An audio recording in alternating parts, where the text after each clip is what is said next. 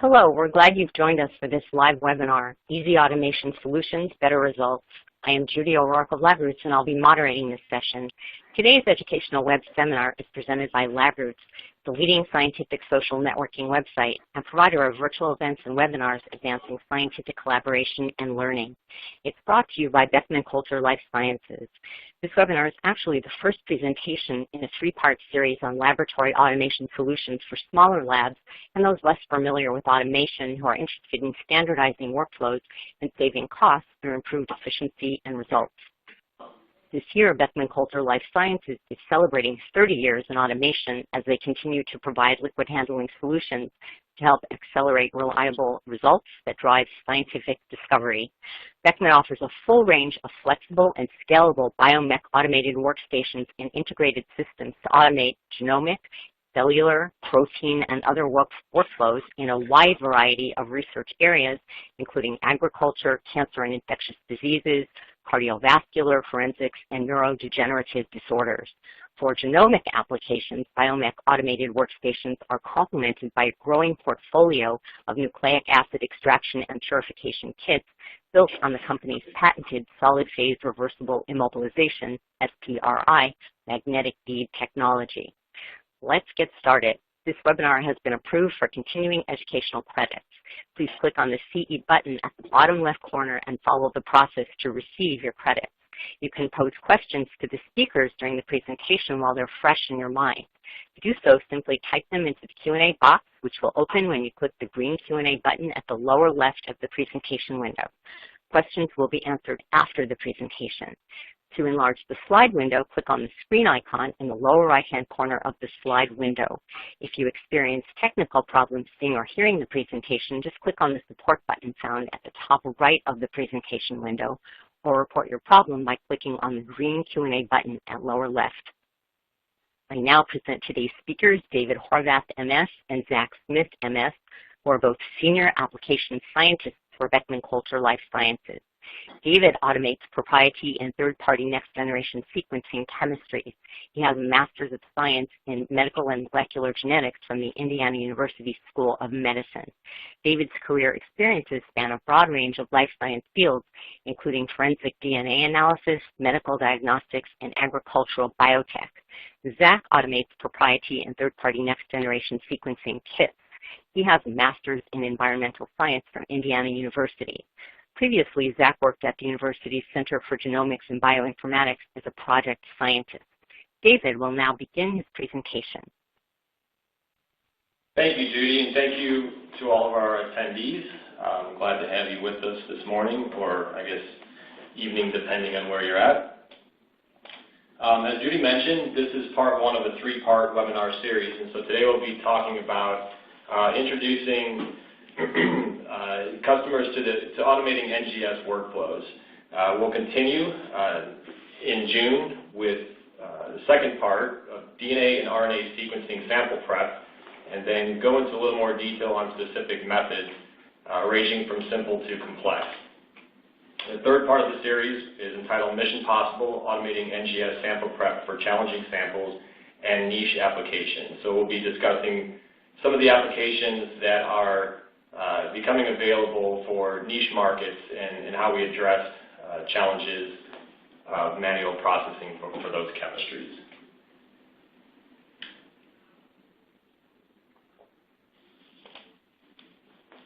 Okay, to begin, we want to talk about what a typical NGS workflow is. And typical is in quotes for a reason, because there really isn't a typical NGS workflow. In general, though, it follows this workflow that we have on the slide. You start with cDNA synthesis for RNA-seq applications, and then continuing from there, you have your traditional library construction steps, which will include end repair, A-tailing, ligation of the adapters, and subsequent cleanups after each of those steps. PCR enrichment is optional for certain workflows, and depending on the workflow, target capture is also an optional part of an NGS workflow. Following the traditional library prep construction, you will continue on to do library QC, quantitation, and sequencing preparation, and the actual sequencing run itself.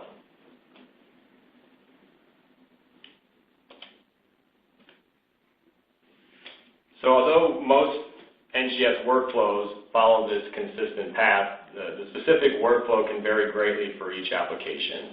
They can range from single-day short and simple protocols to multi-day highly complex protocols. Even though the workflows can vary greatly, they all share common elements such as reagent and enzyme transfers, sample transfers, feed-based sample cleanup and or size selection, as well as thermocycling and incubation reactions. So we focus on the modularity of those common elements and optimize those and then construct them in different ways to basically assemble the workflows for each individual application. Here we have some workflow examples of a simple NGS workflow for the Rubicon Genomics Throughplex Plasma-seq chemistry. The protocol takes approximately 3.5 hours to complete. It's performed in a single plate for all the reactions, and there's a limited number of start and stop points. So it's a relatively simple manual process and also a relatively simple application on the automation as well.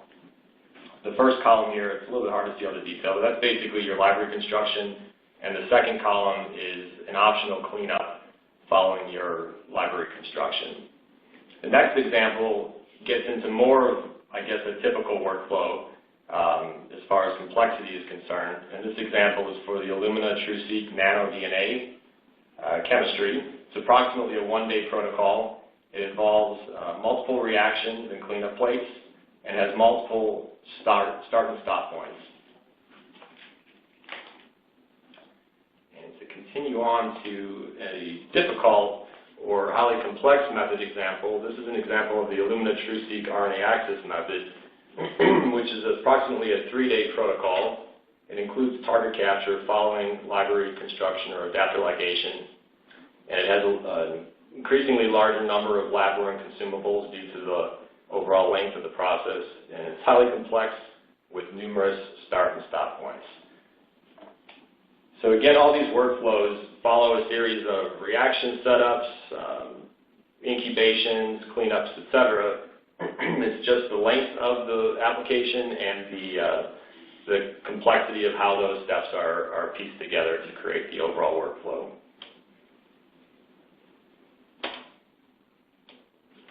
So if you're already processing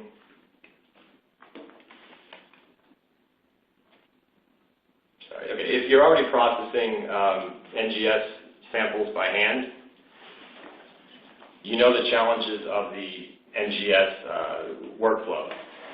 So some of those challenges are a significant amount of manual pipetting steps. So with a significant amount of pipetting, you have higher variability, especially with cleanups such as adapter cleanups or your final sample yields.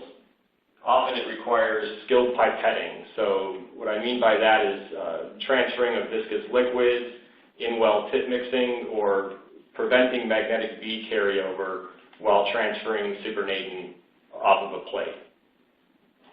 Manual pipetting steps can also contribute to user fatigue and injury. Manual processing is highly error-prone.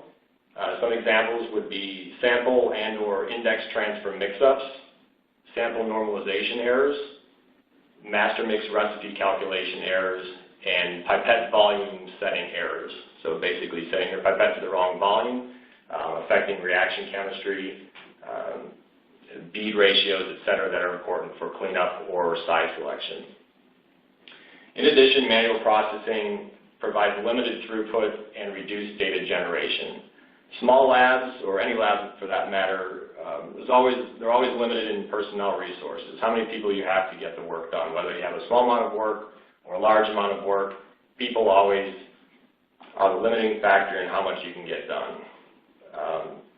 Often, there's more effort spent on routine sample processing versus more value-adding data analysis. So automation can minimize or eliminate all of these challenges. So with that being said, Beckman Coulter would like to think that every lab would want to automate, but we hear from customers they're not ready to automate. And here are several reasons that they give as to why they're not ready to make that jump from manual processing to automated processing. We are too small. Well, automation reduces the effort of routine processing and increases productivity even with limited personnel resources. So to allow your small lab with a limited number of personnel to be able to do more work more effectively, and again, be able to focus on the value-adding data analysis work versus routine sample processing. Labs also say that their throughput is not high enough to justify automating. Well, throughput is not the only reason for automation. So automation provides more accurate and reproducible sample data, irrespective of sample number, and is scalable to match a lab's growing needs. Some labs feel that they trust their people more than machines. So Biomek applications are demonstrated and qualified with data to support robust performance. And I'll talk a little bit later about how our development process works for our applications and the types of data that we generate to support those claims and the performance of the application.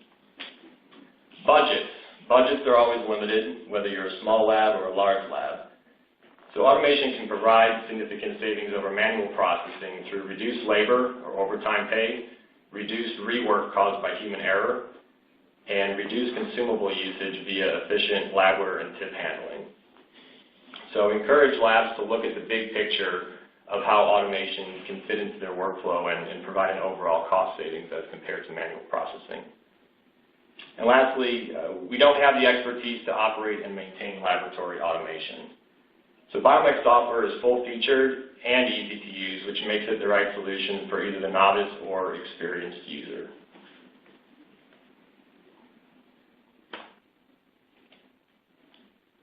Okay, so for the middle portion of the presentation, we're going to talk about what Beckman Coulter does to develop an application.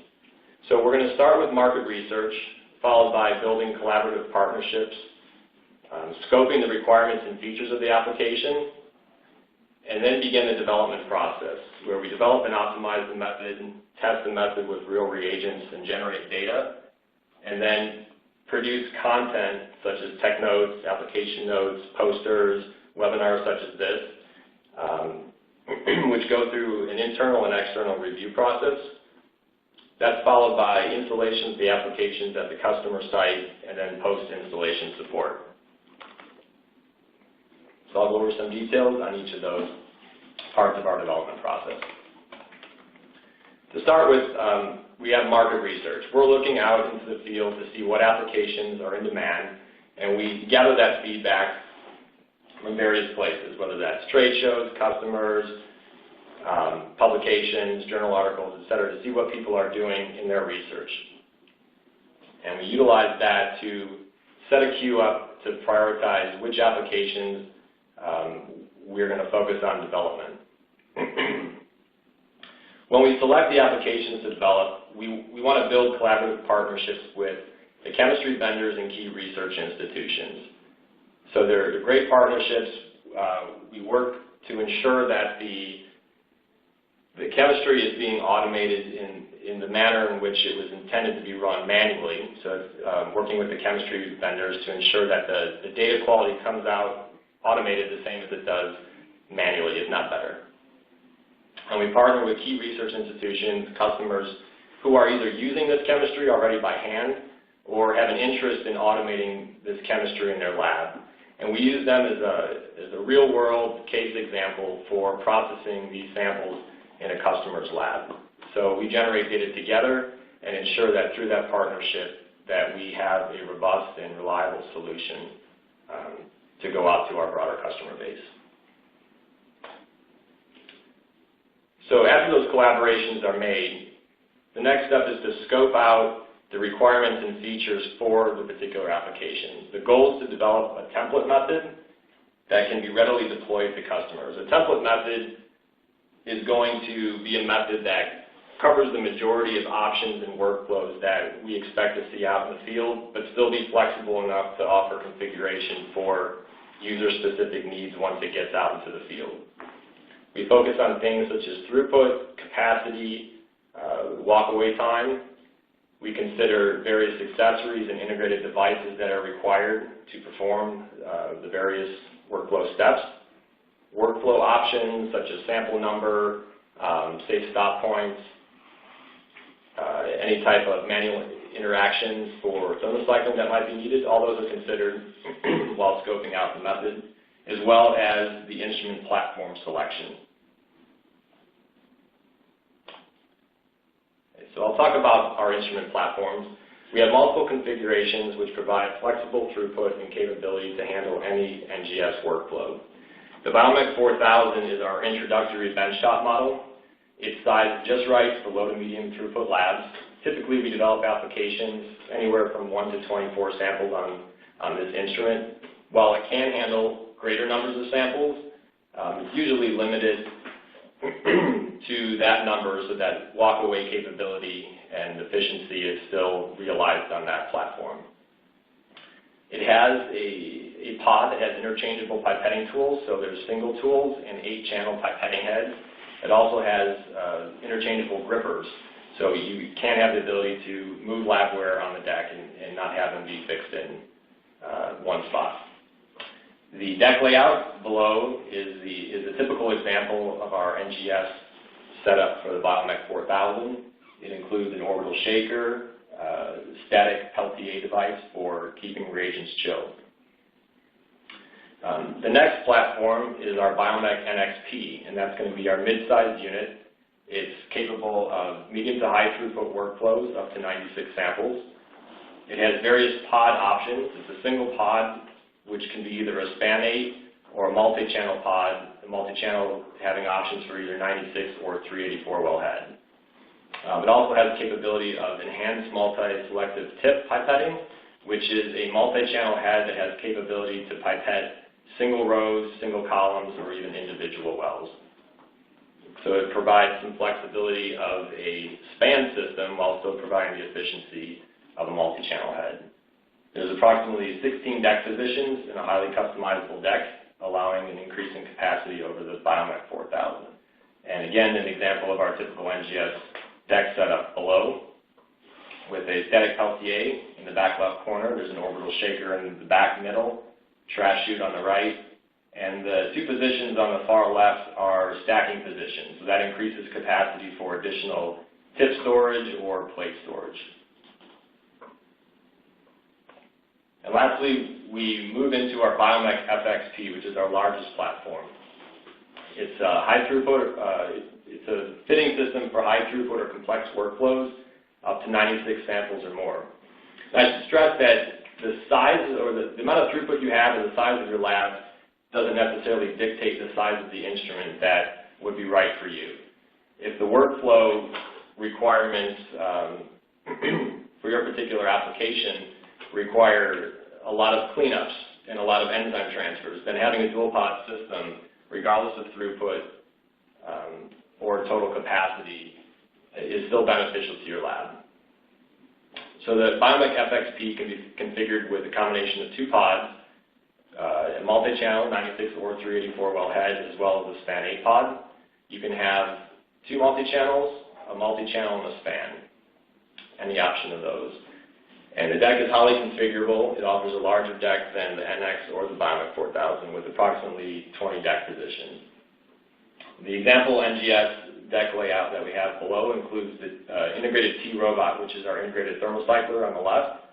There's a wash station in the back row on the left, which allows for reuse of tips after transfers, an orbital shaker, and then also a static Peltier device to keep reagents chilled as well.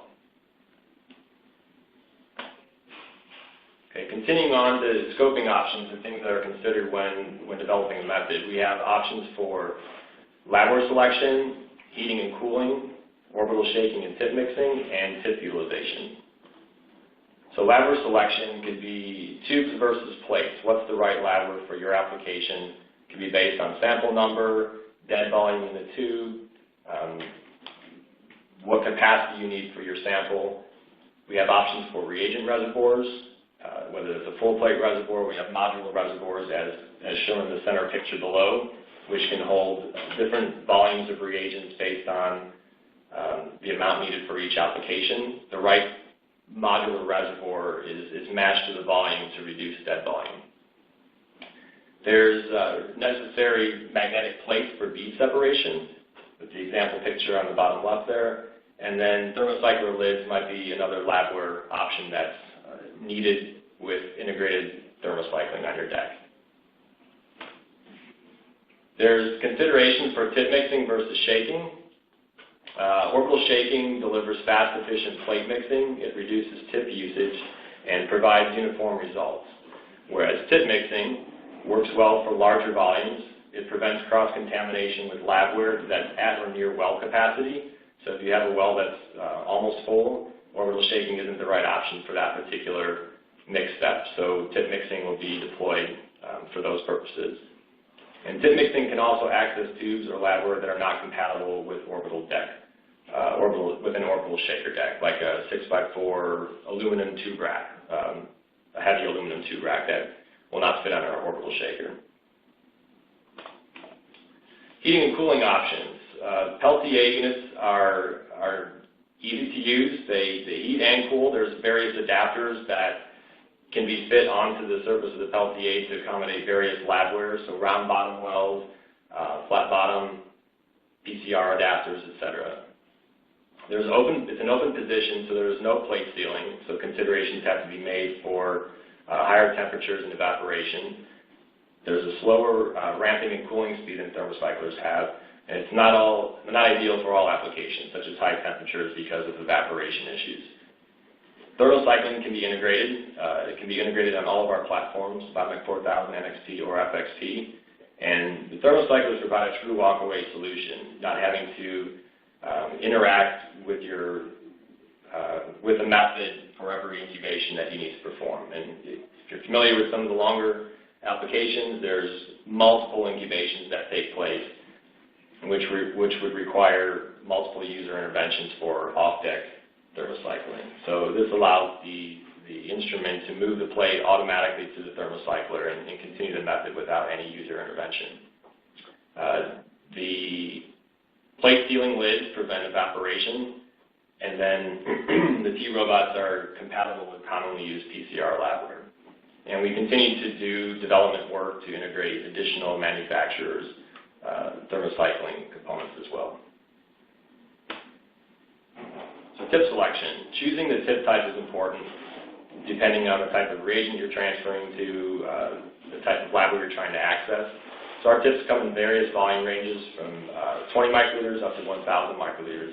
There's sterile barrier or non-barrier options, and then we also have conductive and non-conductive tips, which are used for liquid level sensing. So tube access is an important part of the selection. A P20 tip is shorter. It has a higher volume without the barrier than 20 microliters.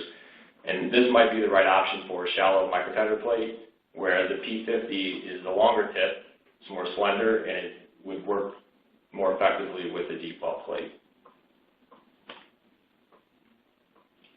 So after the Labware and the deck layout and all the accessories and active devices are selected for the application, we then start looking at method workflow options. So if you're familiar with our methods, you're familiar with the user interface that we have at the start of the run. If you're not familiar with our methods, all of our methods have a user interface. And so what the user interface does is provide all the option settings that are relevant to the specific application. It's going to have things such as options for on or off-deck thermocycling, options for training modes, which allows you to quickly run through a method without the lengthy incubations that can be used for training, or optimization and testing in your laboratory. It includes options for all relevant application-specific options. That could be, in this case, in the example for the Swift Biosciences method, there's sample input options and fragment size options, as well as which part of the method that you're wishing to run. So in this case, the PCR-free portion of the method has been selected with various index adapter transfer options. All the options are validated for proper selection to ensure that correct inputs are made by the user and will not generate errors upon execution of the run. And there's also safe stopping points built in to these options to allow safe stopping points matching the manufacturer's protocol, ability to safely store your samples at breakpoints, separate safe stopping points for pre and post PCR being able to stop the method and then transfer your samples to a different instrument if that happens to be the way that your lab's quality management system dictates. It allows for off-deck incubation, and safe stop points allow for recovery by being able to perform portions of the method or go back in the workflow to a previous point and continue from there. And lastly, other considerations that we have in the deck for chemistry-specific issues. There can be multiple issues, but some examples that we have here are considerations for sodium hydroxide. So certain reactions are dependent on the sodium hydroxide to be prepared fresh. So we have built-in considerations for that, where prompts are presented to the user at the right time in the method to present the deck with that particular reagent. For ethanol, we have considerations over evaporation and water adhesion to the ethanol. So we want to ensure that the dead volume is correct for ethanol depending on the length of the run.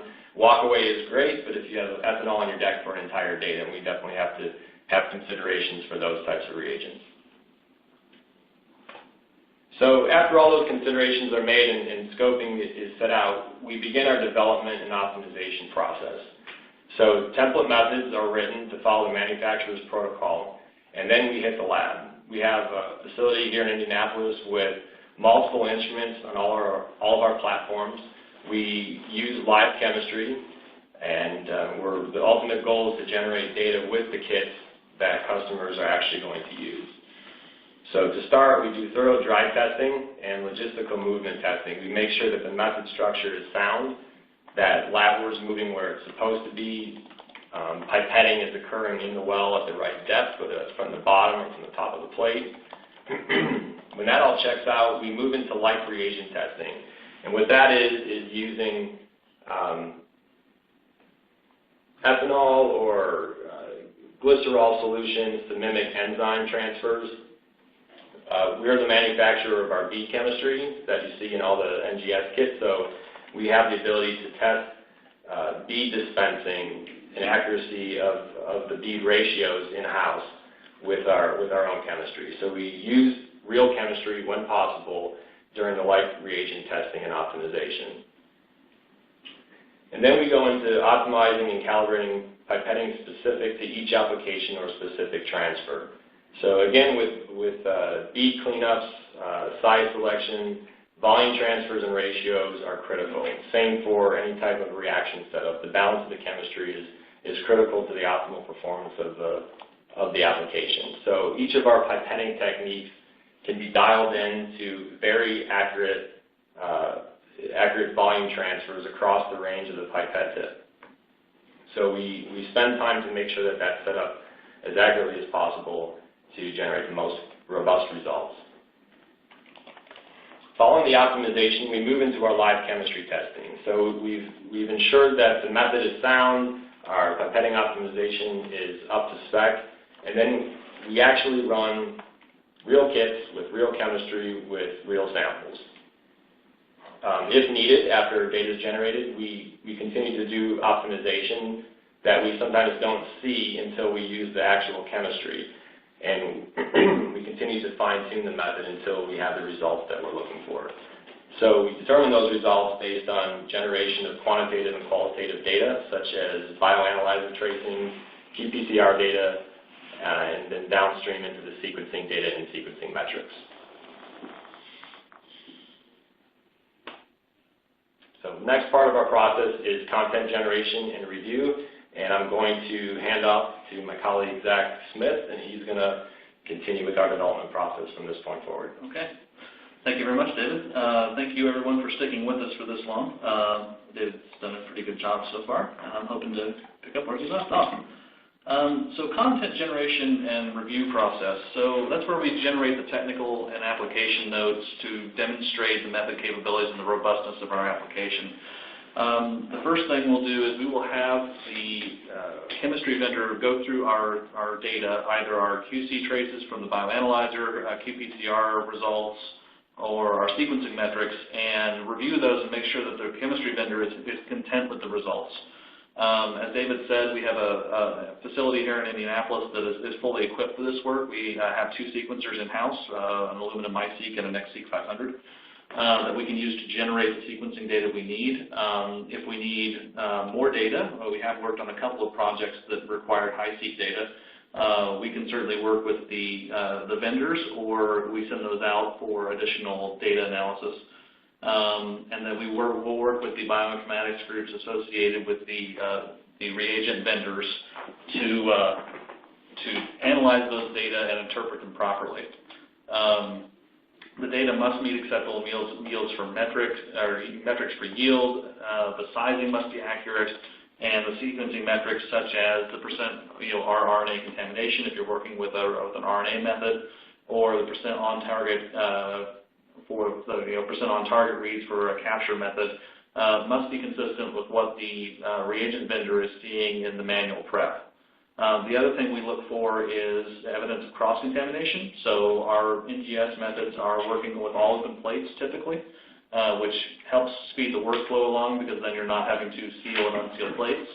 But we do realize it's a possibility that, this represents a risk for cross-contamination. So it's something we're looking for in the sequencing data. And it is something that because we're looking for it in sequencing data, you can see levels that are not detectable on bioanalyzer or other fragment analysis traces.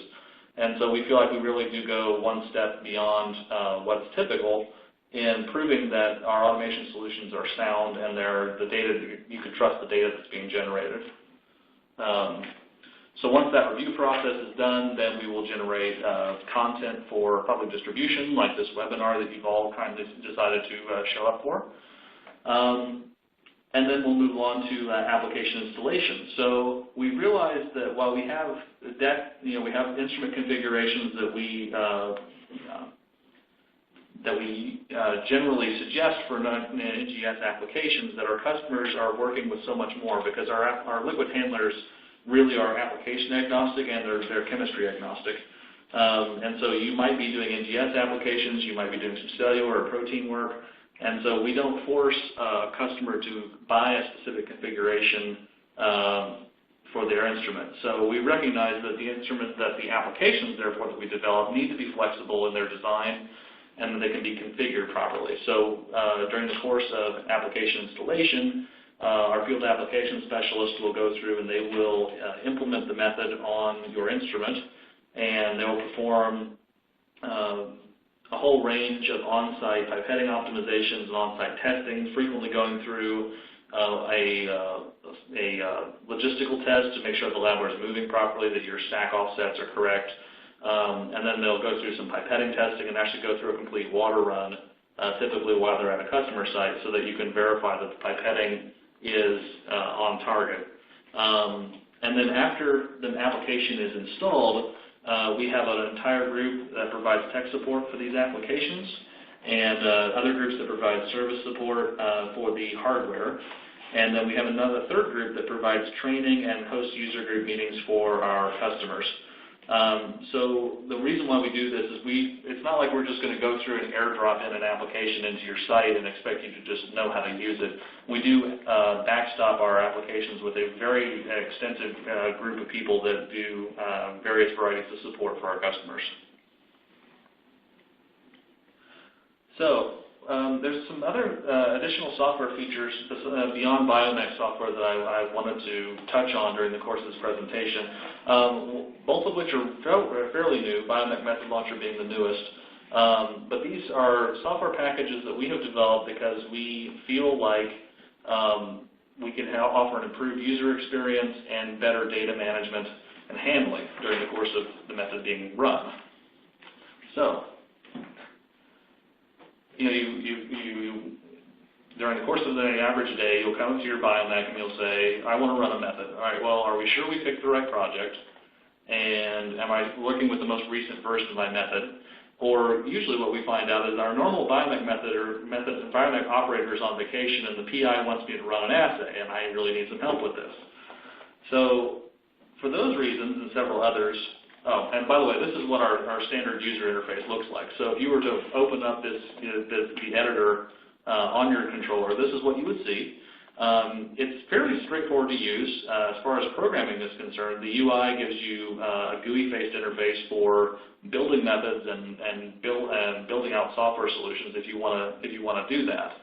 Alternatively, you can use Biomek Method Launcher to launch your application that's been installed already. So Biomek Method Launcher is a new product.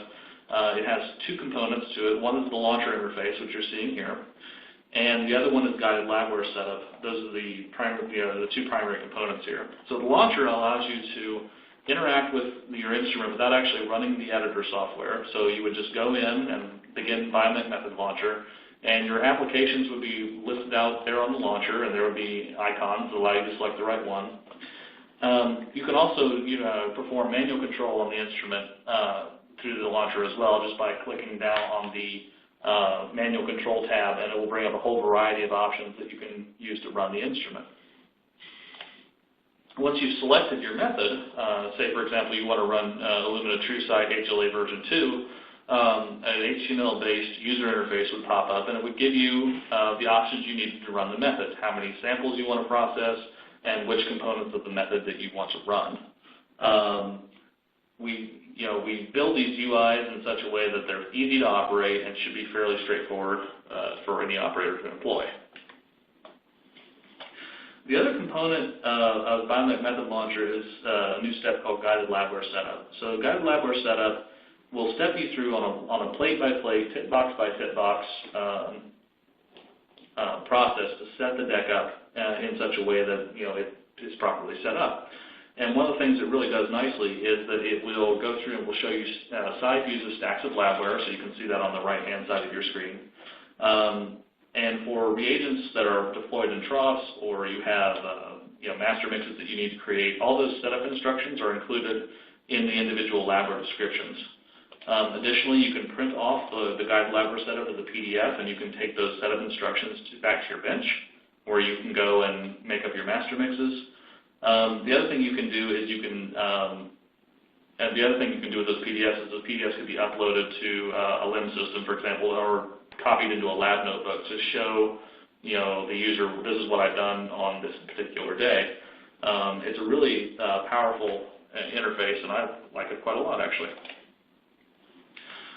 So once you get beyond guided Labware setup, then during the course of the method running, this is what the runtime interface would look like for Biomek Method Launcher. So on the left, you'll see the method screen where it will go through and it will give you a progress bar on the top that will show you how long the method is going to continue. So this answers the vital question of, can I go and get a cup of coffee, or do I have time to go to the bathroom, or is it time to interact with the instrument? And then it will go through and will offer you a series of milestones to let you know what process it's working on and how long that individual process is going to take. If you flip over to the method view over here on the right-hand side of your screen, it will actually go through and show you the Biomek steps that it's actually looking through. And if you go into the Labware dialog, which is on the bottom right of each of those screens, you can actually click and view the volumes on every individual piece of Labware as the method is progressing, so you can monitor it's running in real time. Yes, data handling. So automation methods can generate a large number of data that will need to be tracked. Just one well, for example, of this one plate, we could track what the sample ID is, what the project ID is, what the PI is we're working for on this particular project, what species it is, the name of the technician running the assay, concentrations, volumes, the list goes on and on. And the issue gets exponentially worse the more plates you process. It leads to a lot of data that needs to be handled. And of course, it's not just from, this data is piling up during the course of numerous applications. So if you're starting off with NGS samples, either DNA or RNA, you'll want to know, where those samples were accessioned from, any data that's associated with them, including species or the volume or the concentration. Or maybe you'll have to quantify them yourself when you get them in. And so one of the things you can do is you can merge the detector data and track the data and the sample ID to the dilution plate as you quantify and normalize the DNA.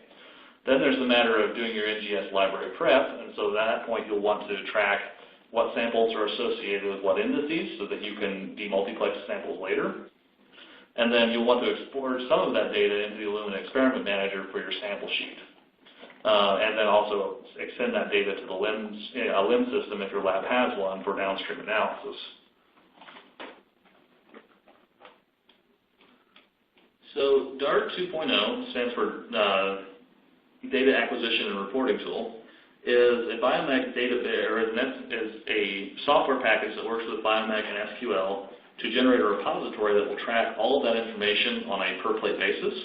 So it can take reader data, it will take data from data sets that are generated as a part of normal operation from Biomek software, and it can report them out to other devices, a LIMS system, any web-enabled device will allow you to monitor the run in real time, or other terminals inside or outside the lab, if you have it configured right. So there's a huge number of ways, there's several ways you can access the data with DART. So you can have the DART software create Labware reports that will automatically just expel it into, say, Excel sheets, and then the report contains an embedded link to the database. So you can just click refresh on your Excel sheet, and then it will automatically repopulate that sheet with the fresh data from the report if you ran another assay, for example. So that's really convenient. The other thing you can do is you can monitor runs in real time using the web-enabled, or using the web interface. So DART will report out if the method is running, how long it's been running. You can query all the various sorts of labware and find out what's been done and who's been doing the run. And you can use it to generate all kinds of reports. So on the top left, we've got what the query builder looks like, and you can include any, if you're building a report out, it's basically just a matter of clicking which fields you want to include in the report. And so above, for example, I've got an illustration where you're using DART to report data out to the Illumina Experiment Manager for your sample sheet generation, including the sample and which I5 and I7 indices have been associated with which library. And on the bottom there, we have a library normalization report from DART 2.0, where we're going through and we're showing what the starting concentration was, how much volume was moved, and what the normalization concentration was afterwards. So it allows you a variety of ways of getting access to your data and storing it. So finally, I wanted to just go over some of our application cards. So we've got a website with a link you can see above, info.beckmancoulter.com/NGS, and there you'll find our current NGS library preparation method card. So this method card will detail what methods we've developed or what applications we've developed on which platforms. This list is continually growing, and we're actively adding content to it it seems like on a daily basis these days. So I would strongly encourage any and all of you to go ahead and zip over to this website and for more information. So finally, I just wanted to invite anyone to send us questions via the Q&A tab, and thank you for attending. It's been a pleasure speaking with you. Thank you, David and Zach, for your presentations. A quick reminder for our audience on how to submit questions. Simply type them in the Q&A box found by clicking on the green Q&A button at the lower left of the presentation window. David and Zach will answer as many questions as time permits. And the first question is, for the Biomek capable of the 384 format, is there a 384 wellhead, or are you pipetting 4 times with a 96 wellhead? And further, can the 96 head pipette individual volumes? Okay, so I can answer that question. This is David. The answer is yes. The Biomek do have options for either a 96 or 384 wellhead. As far as the second part of the question, the heads cannot pipette individual volumes as a 96 or 384 well transfer. However, we do have the enhanced selective tip pipetting heads, which are capable of doing individual row, column, or individual well pipetting. So if you did have a 96 or 384 well Labware format that require different volumes in different wells, you could use the enhanced selective tip feature to either deliver or aspirate off different volumes from different wells within that 96 or 384 well Labware. Thank you. How long does it take to implement an existing method with no modifications versus one with modifications? Yeah, I can take that. Typically what we found when we installed method is that usually there will have to be some sort of modification made to it when it's deployed. We will have a customer want to change which PCR plate that is being used, for example, or they'll have some other requirement. Say, for example, in the case of labs that are working in a clinical environment, they don't want to reuse tips. So we will have to provide a reconfiguration for that. If you had no modifications to make, it's literally a matter of importing the method into your Biomek controller, which takes all about 30 seconds, and then mapping it onto the customer deck, which again does not take very much time. And then we will go through the process of validating the pipetting and doing the water test run. And that depends largely on the complication or how complex the protocol. So for TruSeq PCR-free with no modifications, it would be approximately 2 days with no changes. But it might be more than that, assuming that we needed to make some modifications. Can any of the Biomecs process any kind of genomics kits? Yes, our automation is chemistry agnostic, so we can provide automation solutions for Illumina, New England Biolabs, Rubicon, Swift, other vendors that may not be more boutique. So we also have a variety of extraction chemistries that we sell ourselves, including Formacure, DNA Advance, and RNA Advance, and we can certainly get you more information on those if you're interested. How do I get support for developing methods not on your list? Do I need to wait until your team provides them? I can take this one. So we do have a pretty exhaustive list of applications that are demonstrated or qualified. But if you happen to have a requirement for an application that's not on the list, then we do have a field team that covers the U.S. but globally, actually, to be able to handle those specific needs and develop methods out in the field. So a lot of times the voice of customer and the market research that I talked about earlier actually comes from our field team. So they're out working with the customers every day, and method application development could actually start in the field, and it does quite often. So they will develop those methods and then route them through the internal group and allow us to kind of add additional features, the UI options, et cetera, that will then be able to be utilized by many labs. And in addition, the collaborative support that we have for the in-house development of applications extends out to methods that were developed in the field. So if a customer wants a particular vendor's chemistry, field application scientist develops it, then those vendors do partner and work closely with us to ensure that customers' results are optimized for field developed methods as well. How often do you add methods to your menu? It seems like weekly. So we're just in the last few weeks, we've added 5 applications to the repository that we source the method card from. So, but our development process is continuous, and it's mostly based on market demand.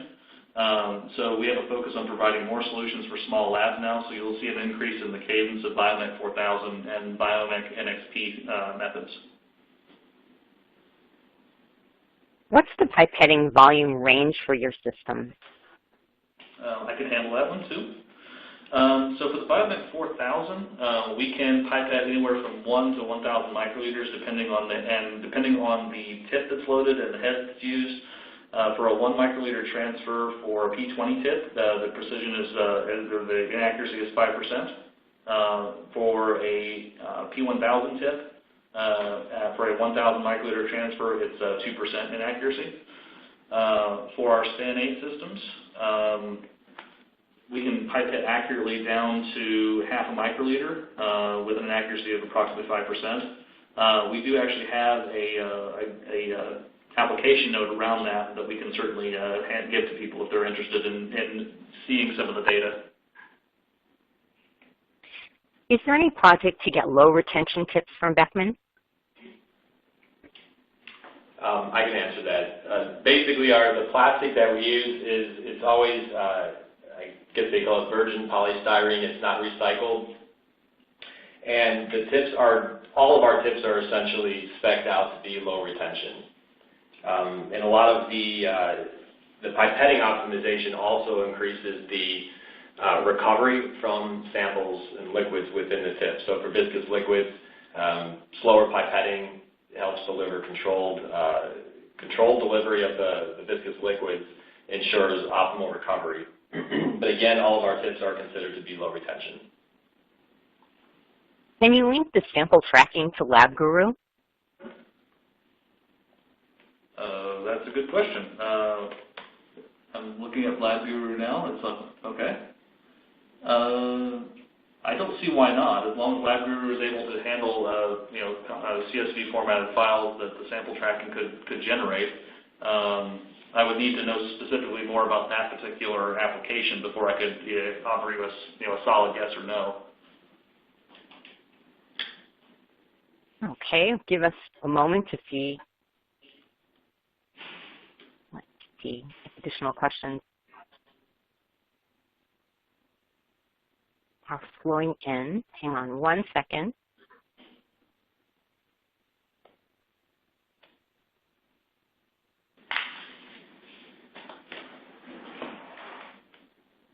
Very well. So I would like to once again thank David Horvath and Zach Smith for their presentation. Do you have any final comments for us today? Just thank you everyone for attending. It's been a pleasure speaking with you. And if you have any further questions or comments, please get in touch with us. We'd be happy to hear from you.